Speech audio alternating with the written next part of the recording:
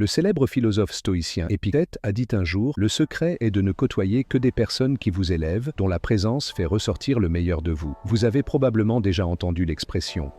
Vous êtes la moyenne des 5 personnes avec qui vous passez le plus de temps. Nous allons explorer cette idée à travers une lentille stoïcienne, en examinant 7 types de personnes qui peuvent entraver votre progression dans la philosophie stoïcienne et comment gérer ces relations difficiles. Avant de commencer, merci de liker cette vidéo pour m'aider à diffuser la philosophie stoïcienne.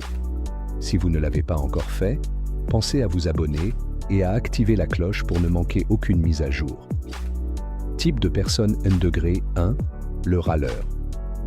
Nous connaissons tous quelqu'un qui trouve toujours des défauts dans tout, le temps, son travail, ou même la nourriture dans un restaurant populaire. L'ignorer peut sembler simple, mais sa négativité constante peut épuiser votre bien-être mental, semblable à un robinet qui fuit lentement votre réservoir d'énergie émotionnelle. Le stoïcisme encourage à se concentrer sur des solutions concrètes plutôt que de se lamenter sur les problèmes. Imaginez collaborer sur un projet avec un râleur chronique. Chaque réunion se transforme en une session épuisante de plaintes, détournant le moral de l'équipe et votre enthousiasme pour le projet. Comment le stoïcisme suggère-t-il de gérer un râleur? Tout d'abord, limitez votre exposition à cette personne. Si l'éviter n'est pas possible, comme avec un membre de la famille ou un collègue, distanciez-vous mentalement pendant leur tirade. Pensez à leurs plaintes comme à une tempête passagère, finalement impuissante contre votre tranquillité intérieure.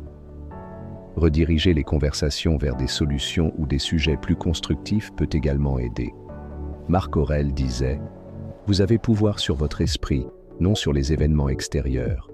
Réalisez cela et vous trouverez la force. » Gardez précieusement votre paix mentale, assure que les râleurs chroniques ne vous détournent pas de votre chemin de résilience et de vertu. Type de personne 1 degré 3, l'aimant à drame. Imaginez naviguer à travers des eaux calmes pour ensuite rencontrer un tourbillon, l'aimant à drame. Cette personne a des crises constantes qui peuvent vous aspirer dans leur chaos, ce qui peut sembler initialement comme de la passion ou de l'excitation, mais devient rapidement épuisant et dangereux. Gérer les aimants à drame est délicat, car leurs crises peuvent sembler être les vôtres.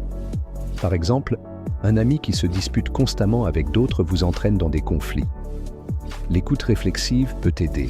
Miroitez leurs mots plutôt que de donner des conseils, fournissant un soutien émotionnel sans vous impliquer. L'indisponibilité sélective est une autre stratégie. Valorisez votre temps et créez des périodes de concentration où vous ne devez pas être dérangé. Sénèque disait « Le véritable bonheur est de profiter du présent sans dépendance anxieuse envers l'avenir. » Au lieu de vous inquiéter de la prochaine crise, concentrez-vous sur le moment présent, en gardant le contrôle de votre vie et en évitant les perturbations dues au drame des autres. Type de personne N degré 3, le pessimiste. Imaginez que vous êtes un artiste, chaque coup de pinceau ajoutant de la vie à votre vision, et le pessimiste arrive, critiquant votre travail et semant le doute. Leur négativité n'est pas une critique constructive, mais une aura persistante de doute. Par exemple, vous êtes excité par un nouveau cheminement de carrière, mais le pessimiste énumère toutes les raisons pour lesquelles cela ne fonctionnera pas. Leurs doutes peuvent rapidement devenir les vôtres. Une méthode pour gérer les pessimistes est de leur demander des conseils plutôt que de simplement partager vos plans. Cela conduit souvent à des retours plus constructifs.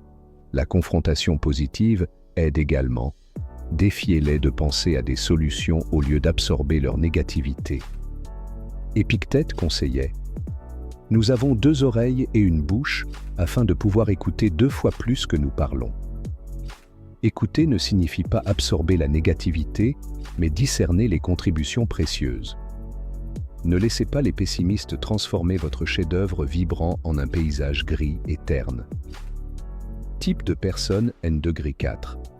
La victime. La vie est comme une partie d'échecs où les coups stratégiques et les sacrifices sont nécessaires. La victime, cependant, blâme les forces extérieures pour chaque mauvais coup, se voyant toujours en échec. Bien que certains affrontent de véritables difficultés, la victime utilise sa situation comme une excuse permanente, refusant la responsabilité. S'engager avec leur récit peut subtilement encourager un état d'esprit similaire en vous. Les stoïciens recommandent de tracer des limites fermes. Utilisez le détachement compatissant, montrez de l'empathie, mais ne les sauvez pas. Marc Aurèle disait « La meilleure vengeance est d'être différent de celui qui a commis l'injustice ». Gardez le contrôle de votre propre jeu en faisant des mouvements stratégiques pour la croissance et la sagesse. Type de personne numéro 5, le positiviste toxique. Cette personne rejette vos difficultés avec une positivité superficielle, vous exhortant à juste être heureux. Leur approche peut invalider vos sentiments et vous déconnecter de la réalité. Par exemple, lors d'une rupture difficile, le positiviste toxique pourrait dire « Il y a plein de poissons dans la mer ». Cela ignore les complexités des émotions humaines. Engagez-les dans des discussions qui embrassent à la fois la lumière et l'ombre. La granularité émotionnelle, la capacité de différencier une large gamme d'émotions, peut également aider. Sénèque disait « Le véritable bonheur est de comprendre nos devoirs envers Dieu et les hommes, de profiter du présent sans dépendance anxieuse envers l'avenir. » Le stoïcisme équilibre le positif et le négatif, embrassant la complexité de la vie avec équanimité. Type de personne numéro 6, le manipulateur. Imaginez votre vie comme un scénario de film, et le manipulateur est le producteur dans l'ombre réécrivant subtilement votre histoire. Ils utilisent la flatterie, la culpabilité ou la tromperie pour se servir à vos dépens. Par exemple, un ami qui vous fait toujours payer le dîner en jouant sur votre succès. Contrez leur tactique avec le brouillage. Acceptez toute vérité dans leurs déclarations, mais refusez d'être manipulé émotionnellement. Tracer des limites claires et dire non fermement est crucial. Épictète avertissait « Nous ne pouvons pas choisir nos circonstances extérieures, mais nous pouvons toujours choisir comment y répondre. » Reprenez le contrôle de votre scénario en veillant à ce que votre histoire soit alignée sur vos valeurs et décisions. Type de personne numéro 7, le vampire de temps. Imaginez votre routine quotidienne comme une symphonie, chaque tâche étant une note harmonieuse. Le vampire de temps perturbe cela, transformant votre composition en bruit discordant. Ils peuvent être un collègue avec des interruptions triviales ou un ami avec des invitations sociales incessantes. Pour protéger votre temps, utilisez la technique Pomodoro. Divisez le travail en intervalles avec une concentration non perturbée. Dire non est essentiel pour votre bien-être. Sénèque disait « La vie, si elle est bien vécue, est assez longue. » Le temps est précieux et nous devrions l'allouer judicieusement, en créant une vie alignée sur notre but. Alors que nous concluons l'exploration d'aujourd'hui, des personnes qui peuvent dérailler notre chemin stoïcien, souvenons-nous que la conscience de soi est la clé. Reconnaître ces types chez les autres est facile, mais le véritable défi est l'introspection. Jouez-vous l'un de ces rôles dans la vie de quelqu'un d'autre? Le stoïcisme concerne également la compréhension et l'amélioration de nous-mêmes.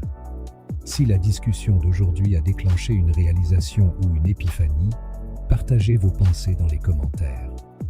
Engageons une conversation qui nous enrichit tous. Jusqu'à la prochaine fois, que vos choix s'alignent avec vos vertus, que vos actions reflètent votre sagesse, et que votre vie soit le chef-d'œuvre que vous êtes destiné à créer.